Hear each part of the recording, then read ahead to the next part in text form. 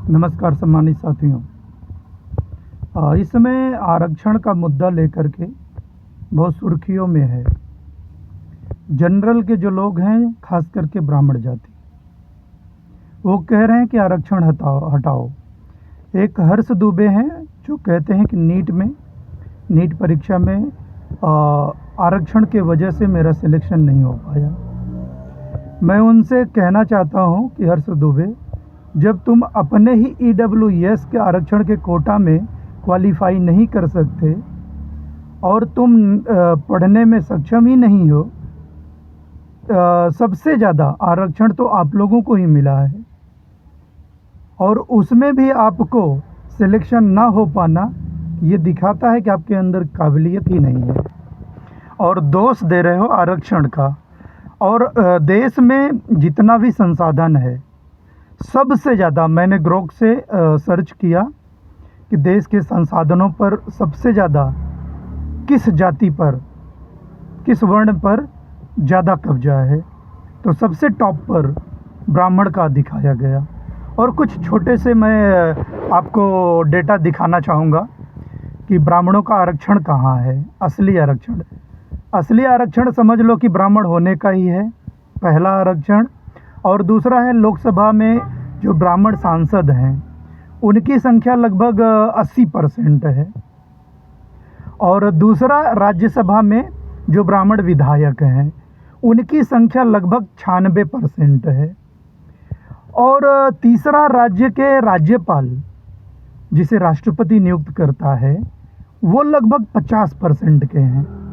और चौथा है कैबिनेट सचिव, लगभग ब्राह्मण हैं 33%। और उसमें भी बहुत सारे जो है अतिरिक्त सचिव, पाँचवा ब्राह्मण में लगभग 65% हैं। और मंत्रियों की जो सचिव होते हैं ब्राह्मण, वो लगभग 54% हैं। और पर्सनल सचिव ब्राह्मण जो है 70% हैं। और आप यूनिवर्सिटी में ब्राह्मणों की संख्या देखेंगे तो 91% है। और सुप्रीम कोर्ट में ब्राह्मणों की अगर संख्या देखेंगे तो 96% है। और हाई कोर्ट में अगर आप देखेंगे तो उनकी जो संख्या है 80% है। भारतीय राजदूत की जो नियुक्ति राष्ट्रपति करता है, उनकी ब्राह्मणों की जो संख्या है वो 81% है। और बैंकों में ब्राह्मणों की 57% है। और आईएएस में लगभग 72%, कलेक्टर, एसपी, डीएम, आयुक्त, नगर निगम, आईपीएस में 63% और टीवी कलाकार 83%, मीडिया में 90%। मोची अगर जूते का शोरूम खोल ले तो सरकार को उसे टैक्स देना पड़ता है। नाई अगर नाई की दुकान चालू कर दे, बड़ा शोरूम करे, तो उसे भी टैक्स देना पड़ता है। लेकिन ख़ास बात आप सुनेंगे, मंदिर का एक ऐसा आरक्षण है धर्म के नाम पर, आप कितना भी बड़ा मंदिर की कमाई हो, करोड़ों रोज का हो, लेकिन 1 रुपया नहीं देना पड़ता सरकार को टैक्स। पूरा वाइट मनी होता है, इस बात को समझो। और इस समय और जो इन लोगों ने कब्जा किया है, इन सब के अलावा एनएफएस कर देते हैं, नॉट फाउंड सूटेबल, मतलब कि उस पद के योग्य नहीं। जैसे एससी के, एसटी के, ओबीसी के जो आरक्षित कोटा है, वो ये कह देते हैं कि इस पद के योग्य नहीं मिला, एनएफएस कर देते हैं, तो वो भी ये कब्जा कर लेते हैं। और दूसरा है लेटरल एंट्री, जो बैक दरवाजे से आईएएस आईपीएस बना जाते हैं। ये कौन जाति के लोग जाते हैं, आप सोचो। और इन सब के अलावा भी कॉलेजियम हुआ, लेटरल एंट्री हुआ। और आप जानते हैं कि कब्जा जुडिशरी में भी है इनका, पॉलिटिक्स में भी है, ब्यूरोक्रेसी में है, यूनिवर्सिटी में है, इंडस्ट्री में है, सिविल सोसाइटी में है, मीडिया में है, बिजनेस में है। और ईडब्ल्यूएस कोटा 10% और मिला हुआ है, बिजनेस में है, फिल्म इंडस्ट्री में है, खेल में है। और मंदिर में तो इनका जो है पूरी तरह से आरक्षण है।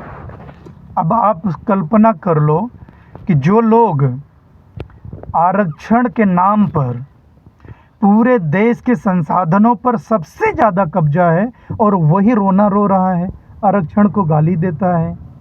अरे भाई, पूरे देश में अगर आरक्षण की बात करोगे तो उसे रिप्रेजेंटेशन कहते हैं। रिप्रेजेंटेशन का मतलब है कि देश के सारे संसाधनों पर जनसंख्या के अनुपात पर हर जाति हर धर्म के लोगों का हिस्सा होता है। लेकिन आपने सबसे बड़ा कब्जा ज़मीनों पर, सरकारी नौकरियों पर, सिविल सोसाइटियों पर, इंडस्ट्री पर, फिल्म पर, क्रिकेटों में, सारे जगह आपका ही तो कब्जा है। और उन सब के अलावा भी आप षड्यंत्र करते हो, कॉलेजियम का ले लेते हो, एनएफएस करके ले लेते हो, लिटरल एंट्री से ले लेते हो। और आपको क्या चाहिए भैया? सबसे ज़्यादा फ्रॉड का काम, 420 का काम आप ही लोगों ने सिखाया लोगों को। और इसी वजह से जब अंग्रेज थे तो वो ये कहे थे कि इनके अंदर न्यायिक चरित्र नहीं होता, इन्हें जज नहीं बनना चाहिए। आज सबसे ज़्यादा जजों की कुर्सी का कब्जा इन्हीं लोगों का है। न्याय प्रभावित होता है, मीडिया प्रभावित होता है, देश के सारे आप ये सोच लें कि अरबपतियों में कोई SC ST OBC में है जो बिजनेसमैन हो अरबपति के लिस्ट में, या उनके कोई हैं कि जो वाइस चांसलर हो टॉप 10 में। शिक्षा में देख लीजिए, इंडस्ट्रियों में देख लो, फिल्मों में देख लो, सारे जगह तो कब्जा आपका ही है। और उल्टा गैर संवैधानिक EWS सुदामा कोटा भी लिए हो और उसमें भी आपको क्वालिफाई नहीं करने के बाद आपको तकलीफ होती है। 49.5% जो आरक्षण SC ST OBC के लिए मिला है, बेशर्मी की हद हो गई। इसलिए मैं आप सबसे कहूँगा कि देश के सारे नागरिक जागरूक हों, आप अपने हक और अधिकार के बारे में सजग हों, क्योंकि ये जो जाति है वो आपको छोड़ नहीं सकती। इनका जो जनसंख्या है पूरा जनरल की जातियां मिलाकर 15%, और देश में SC ST OBC की जनसंख्या है लगभग 85%। अब आप सोच लो कि 90% लोग 10% संसाधन पर अपना गुजारा करते हैं, तो भूखमरी नहीं आएगी, बेरोजगारी नहीं आएगी। और 10% लोग 90% संसाधनों पर कब्जा है। साधारण भाषा में समझें कि 100 रोटी है, 10% के लोग 90 रोटी खा रहे हैं और 90% लोग 10% रोटी खा रहे हैं, 10 रोटी खा रहे हैं। अब बोलो वहाँ बेरोजगारी नहीं होगी, भूखमरी नहीं होगी, कुपोषण नहीं होगा? इतना लेने के बाद भी आज आरक्षण को दोष देते हैं। तो सुधर जाओ और देश की जनता जाग जाएगी, और जिस दिन सरकार आई तो समझ लो कि आपका हिसाब होगा। अगर मेरी विचारधारा आप लोगों को पसंद आए तो कृपया लाइक शेयर सब्सक्राइब जरूर करें।